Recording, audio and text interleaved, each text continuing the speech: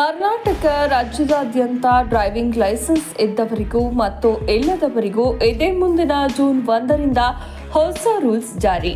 ಎಲ್ಲ ವಾಹನ ಮಾಲೀಕರಿಗೆ ಮತ್ತು ವಾಹನ ಸವಾರರಿಗೆ ಕರ್ನಾಟಕ ರಾಜ್ಯ ಸಾರಿಗೆ ಇಲಾಖೆಯು ಹೊಸ ರೂಲ್ಸ್ ಜಾರಿಗೊಳಿಸಿ ಇನ್ನು ಮುಂದೆ ಡ್ರೈವಿಂಗ್ ಲೈಸೆನ್ಸ್ನಲ್ಲಿ ದೊಡ್ಡ ಬದಲಾವಣೆಯನ್ನ ಮಾಡಿ ಆದೇಶ ಹೊರಡಿಸಿದೆ. ಇನ್ನು ಮುಂದೆ ಡ್ರೈವಿಂಗ್ ಲೈಸೆನ್ಸ್ ಇದ್ದವರಿಗೂ ಮತ್ತು ಇಲ್ಲದವರಿಗೂ ಈ ಹೊಸ ರೂಲ್ಸ್ ಅನ್ವಯ ಆಗಲಿದೆ. ನಿಮ್ಮ ಬಳಿ ಈಗಾಗಲೇ ಡ್ರೈವಿಂಗ್ ಲೈಸೆನ್ಸ್ ಇದ್ದರೆ ತಪ್ಪದೆ ಈ ವಿಡಿಯೋವನ್ನ ಲೈಕ್ ಮಾಡಿ ಮತ್ತು ಇನ್ನೂ ಕೂಡ ನಿಮ್ಮ ಬಳಿ ಡ್ರೈವಿಂಗ್ ಲೈಸೆನ್ಸ್ ಇಲ್ಲ ಅಂತ ಅಂದ್ರೆ ಈ ವಿಡಿಯೋವನ್ನ ಕೊನೆಯವರೆಗೂ ನೋಡಿ.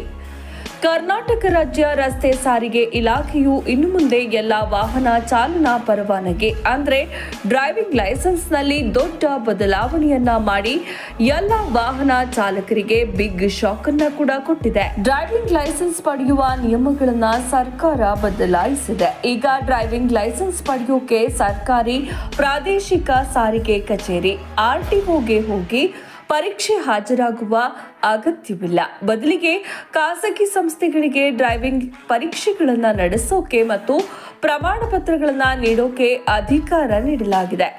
ಈ ಹೊಸ ನಿಯಮವು ಜೂನ್ 1ರಿಂದ ಜಾರಿಗೆ ಬರಲಿದೆ. ಖಾಸಗಿ ಚಾಲನಾ ತರಬೇತಿ ಕೇಂದ್ರಗಳಿಗೆ ಸರ್ಕಾರ ಹೊಸ ನಿಯಮಗಳನ್ನು ತಂದಿದೆ. ಇದರ ಪ್ರಕಾರ ಖಾಸಗಿ ಚಾಲನಾ ತರಬೇತಿ ಕೇಂದ್ರ ನಡೆಸೋಕೆ ಕನಿಷ್ಠ 1 ಎಕರೆ ಜಮೀನು ಇರಬೇಕು. 4 ಚಕ್ರದ ಮೋಟಾರು ವಾಹನಗಳಿಗೆ ಡ್ರೈವಿಂಗ್ ಸೆಂಟರ್ನಲ್ಲಿ ಹೆಚ್ಚುವರಿ 2 ಎಕರೆ ಜಮೀನು ಬೇಕಾಗುತ್ತೆ. ಖಾಸಗಿ ಚಾಲನಾ ತರಬೇತಿ ಕೇಂದ್ರ ಸೂಕ್ತವಾದ ಪರೀಕ್ಷಾ ಸೌಲಭ್ಯಗಳನ್ನ ಹೊಂದಿರಬೇಕಾಗತ್ತೆ. ತರಬೇತುದಾರರು ಕನಿಷ್ಠ ಪ್ರೌಢಶಾಲಾ ಶಿಕ್ಷಣವನ್ನ ಪಡೆದಿರಬೇಕು.